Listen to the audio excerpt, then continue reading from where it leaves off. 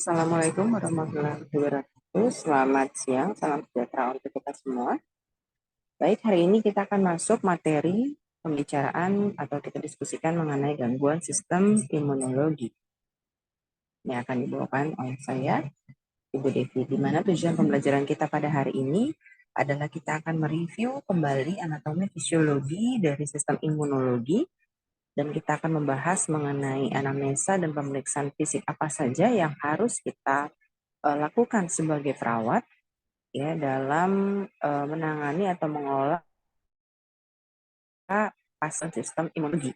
Dan yang terakhir, pemeriksaan diagnostik apa saja yang akan kita lakukan dalam hal aspek kolaboratif ya berkaitan dengan data penunjang yang akan kita ambil sebagai data dasar di pengkajian kita di data objektif, sehingga kita harus tahu apa saja pemeriksaan diagnostik yang berkaitan dengan sistem imunologi. Baik, kita akan masuk langsung ke anatomi dan fisiologi sistem imunitas yang akan disimak dalam video berikut ini. Silakan disaksikan.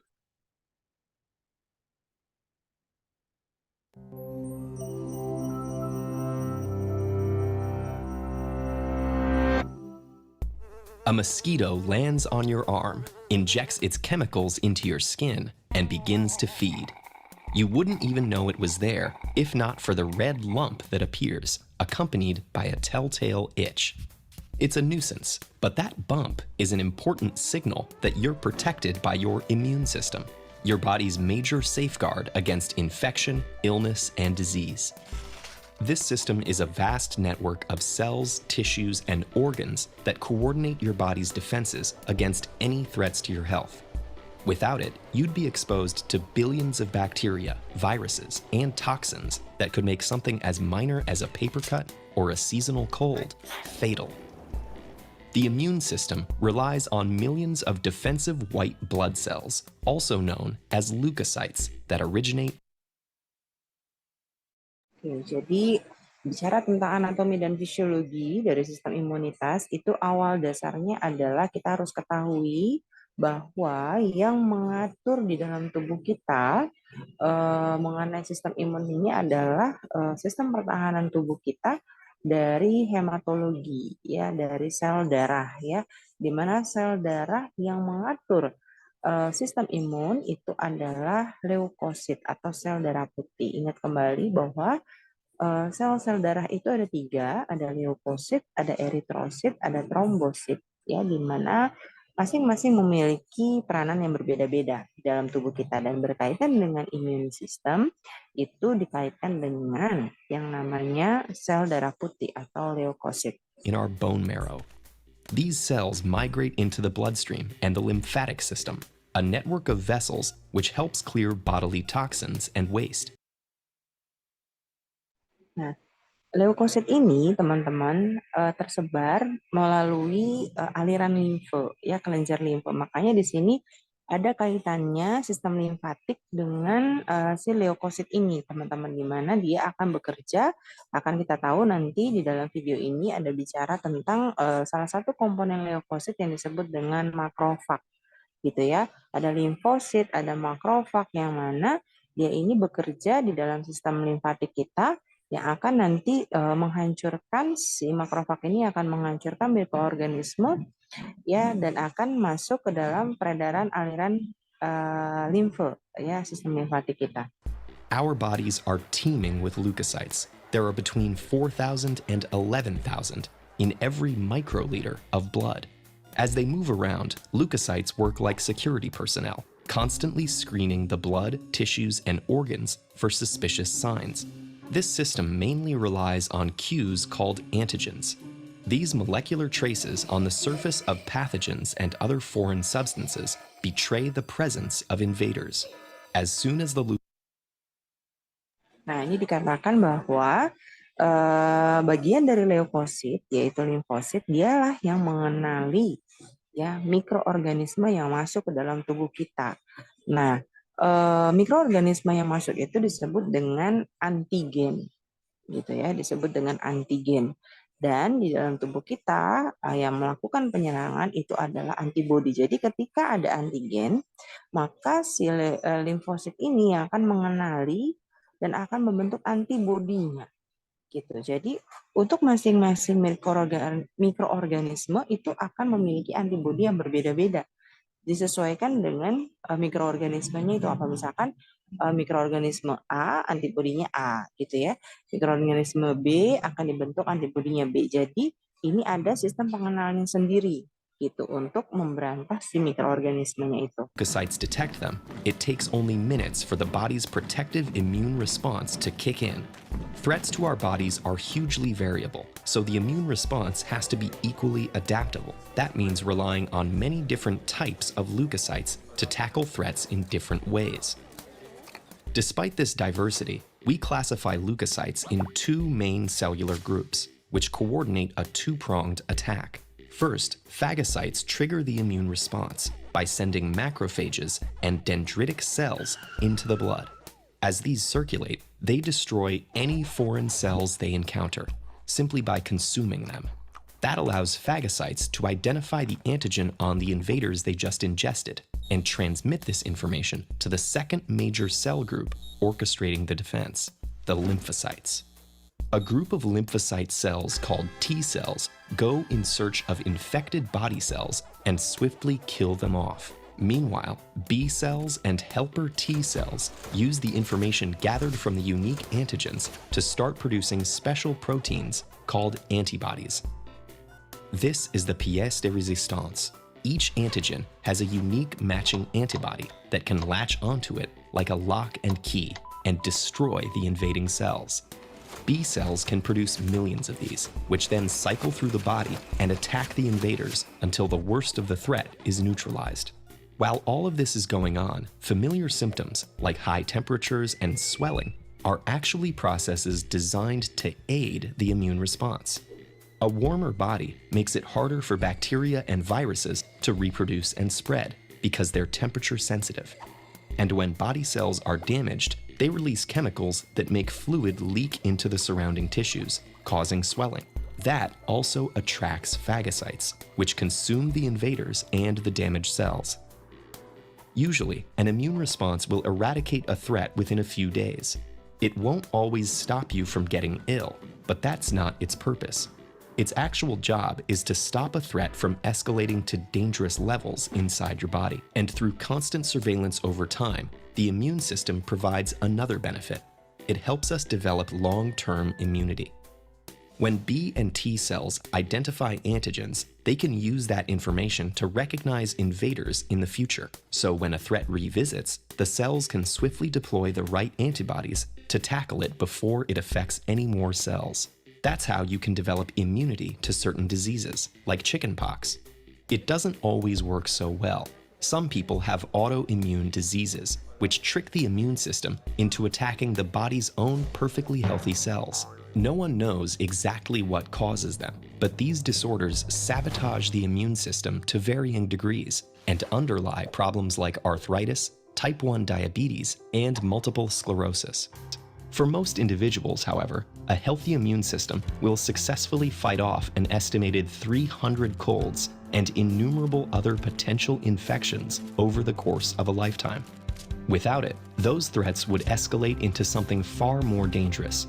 So the next time you catch a cold or scratch a mosquito bite, think of the immune system. We owe it our lives. TED-Ed is a non-profit. Baik, itu adalah dasar. Kita akan lanjut mengenai pengkajian ya. Bicara tentang pengkajian, teman-teman ingat ada dua data yang harus kita peroleh ya saat kita melakukan pengkajian kepada pasien dengan gangguan sistem imunologi. Ada data dasar primer gitu ya, data primer dan data sekunder seperti itu ya. Di mana data primer dan data sekunder ini didapatkan dari hasil anamnesa, yaitu data subjektif dari pasien. Nah, ataupun keluarga. Jadi kalau primer itu berarti yang didapatkan dari pasien itu sendiri, sekunder itu berarti dari di luar dari pasien ya, bisa keluarga ya yang mendampingi si pasien itu sendiri. Nah, kemudian sedangkan data objektifnya kita bisa melihat dari hasil data pemeriksaan fisik ataupun data penunjang ya yang berkaitan dengan permasalahan ataupun masalah keperawatan yang nanti kita akan rumuskan berdasarkan dari data objektif dan subjektif yang kita temukan. Nah, bicara tentang pemeriksaan fisik, ya kita sudah tahu awalnya mengenai pemeriksaan fisik ini ada 4 aspek. Ada inspeksi, ada palpasi, ada perkusi, ada auskultasi. Nah, bicara tentang imunologi, hanya 2 yang akan kita lakukan gitu ya sebagai perawat, yaitu inspeksi dan palpasi. Sedangkan perkusi dan auskultasi dalam hal ini untuk sistem imunologi tidak kita lakukan. Nah, yang pertama kita akan bahas mengenai anamnesa ya. Wawancara yang kita lakukan ya kepada pasien itu adalah bicara tentang data diri pasien ya dan juga data diri penanggung jawab dari pasien yang akan kita isikan ke dalam form pengkajian. Yang kemudian yang kedua adalah keluhan utama ya dari si pasien ini sendiri, keluhan yang dirasakan atau disampaikan pasien saat dilakukan pengkajian ya. Jadi saat dilakukan pengkajian apa keluhan-keluhan pasien yang dirasakan. Jadi jangan bicara yang lampau, tapi here and now, ya yang saat ini dirasakan oleh pasien itu seperti apa, berkaitan dengan permasalahan imunologinya. Kemudian riwayat penyakit sekarang ini bicara tentang tanda dan gejala yang muncul dari pasien saat berada di rumah, ya. Kemudian di rumah sudah dilakukan tindakan apa, bagaimana hasilnya, dan jika tanda dan gejala tidak berkurang, kemudian pasien itu dibawa kemana? Ya, ke dokter kah, ke puskesmas, atau ke rumah sakit, diberikan obatnya apa, hasilnya seperti apa, kemudian jika dibawa ke rumah sakit, masuk lewat mana? Apakah lewat poli, apakah lewat IGD, ya, kemudian didapatkan data apa saja, dan didiagnosis medisnya apa, ya kemudian diberikan obatnya apa, hasil pengkajiannya gimana ya di ruangan UGD ataupun poli tersebut gitu ya, kemudian sampai dengan datanya apa ya, data fokusnya apa ya, kemudian masalah keperawatannya apa, tindakan yang sudah diberikan apa. Jadi ibaratnya seperti resume pasien ya, secara singkat teman-teman tampilkan di sini. Nah, berikutnya kita tanyakan juga bicara tentang riwayat penyakit terdahulu. Ya, pasien itu menderita penyakit apa dan pernah dirawat atau tidak, ya. Kemudian riwayat keluarga, ya pasien memiliki penyakit keturunan apa yang dimiliki ya dari keluarga, ya misalkan alergi kalau kita bicara tentang imunologi. Ya, adakah riwayat alergi pada keluarga yang diderita. Kemudian riwayat sosial ini bicara tentang pekerjaan apa yang dilakukan pasien sebagai nanti bisa dikaitkan dengan faktor pencetus gitu ya. Pasien ini misalkan mengalami suatu alergi ya, ataupun alergen potensial apa yang bisa menyebabkan pasien ini mengalami alergi. Ya, berikutnya adalah riwayat pengobatan. Pengobatan apa saja yang masih berjalan dan didapatkan oleh pasien itu perlu kita tanyakan. Nah, bicara tentang pemeriksaan fisik, teman-teman ini juga penting sekali sebagai data dasar untuk kita ambil ya sebagai data umum ya. Tanda-tanda vital seperti tekanan darah, nadi, pernafasan, dan suhu ya untuk kita lihat lebih lanjut ya, dan kita kaitkan nanti dengan data temuan kita secara objektif ataupun subjektif. Nah, berikutnya bicara tentang sistem per sistem ya, pengkajian per sistem, ini ada beberapa sistem yang berkaitan dengan permasalahan dari imunologi. Yang pertama adalah sistem integumen ataupun kulit gitu ya, integritas kulit. Nah, ada beberapa manifestasi yang bisa dimunculkan pada permasalahan imunologi. Ya, gangguan imunologi yang pertama adalah alopecia parsial. Alopecia parsial ini adalah kerontokan rambut yang disebabkan karena kurangnya nutrisi akibat gangguan proses imunologi. Ya, kemudian eritema itu bercak kemerahan seperti kupu-kupu pada pipi dan hidung. Ini bisa terjadi pada kondisi SLE. Ya, kemudian ruam kemerahan, edema atau bengkak, ya herpes muncul saat imun tubuh menurun sehingga virus bisa menjadi aktif gitu ya. Kemudian bercak putih pada kulit, di mana pada gangguan sistem imun kemungkinan ini adalah jamur gitu ya, bercak-bercak putih yang muncul di kulit pasien. Kemudian Sistem syaraf pusat. Bicara tentang sistem syaraf pusat, gangguan imun menyebabkan kerusakan pada beberapa sel-sel saraf sehingga menimbulkan gangguan pada transmisi atau penghantaran impuls ya, baik sensorik maupun motorik syaraf. Gejala yang muncul apa saja? Ada secara umum berupa sakit kepala, parestesia, paralisis, neuritis, perubahan kesadaran. Ya, pasien bisa saja tidak sadarkan diri, ya, kemudian kognitif bisa kerusakan memori, konsentrasi, penurunan proses pikir, kacau mental.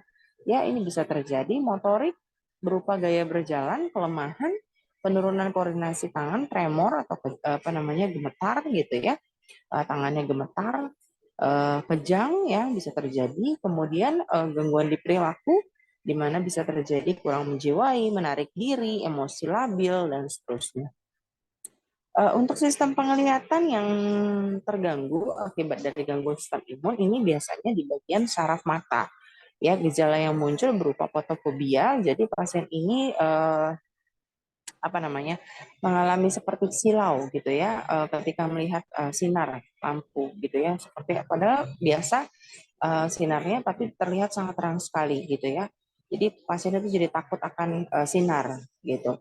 Kemudian berkurangnya lapang pandang, diplopia atau pandangan ganda, ya kebutaan, pandangan kabur, bisa terjadi katarak, papil edema ataupun konjungtivitis dan uveitis.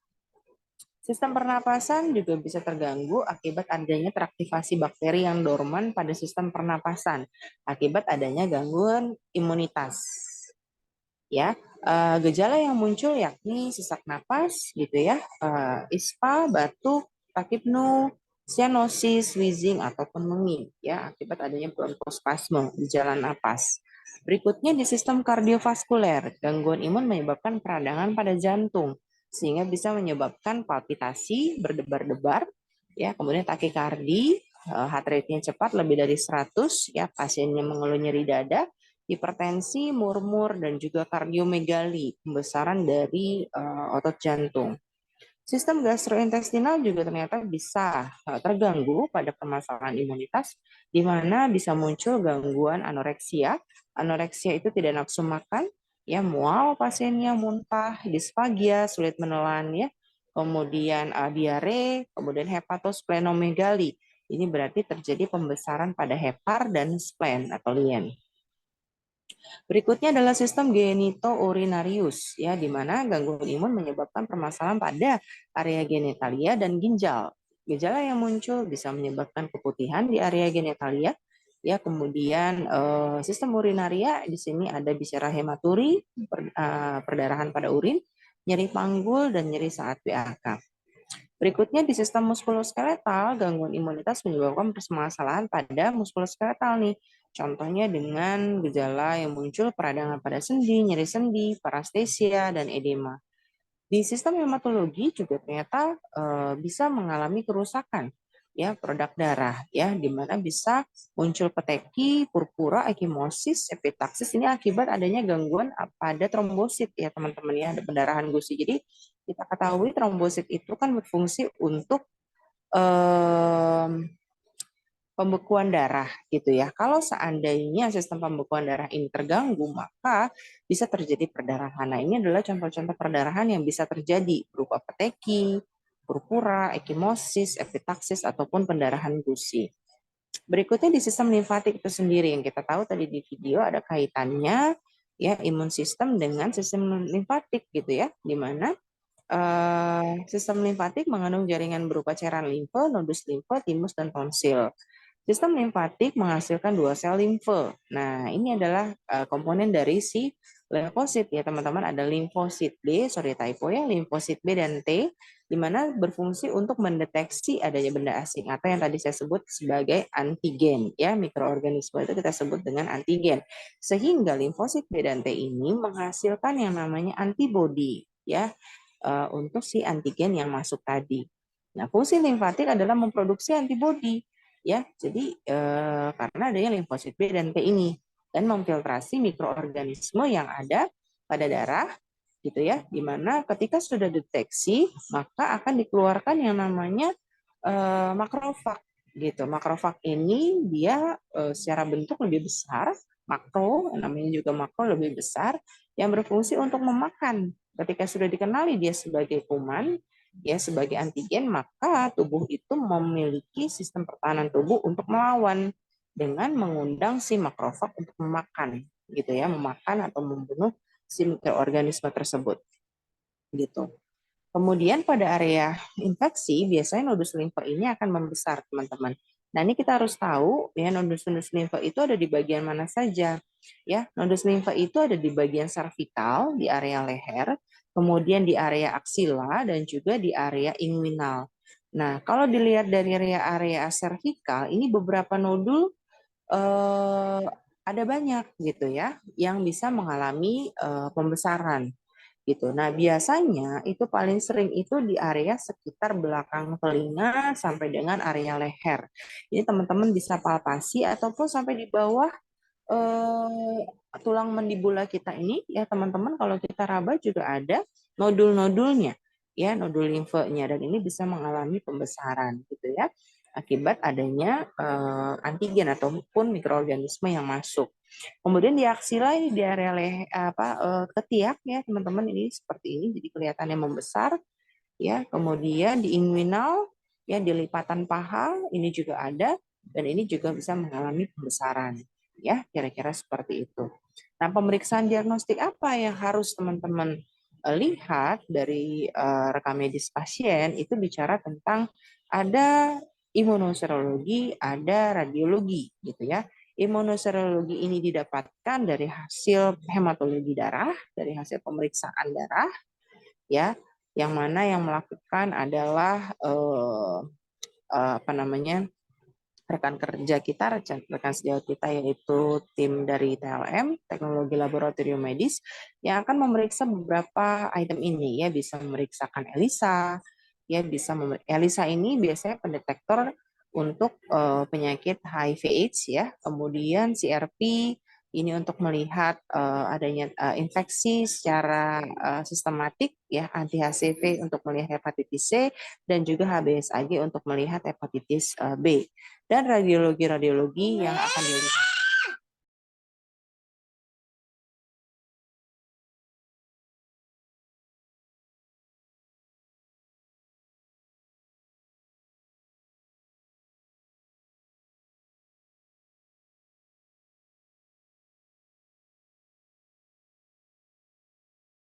Mungkin itu saja yang bisa saya sampaikan. Jika ada yang ingin ditanyakan, saya persilakan.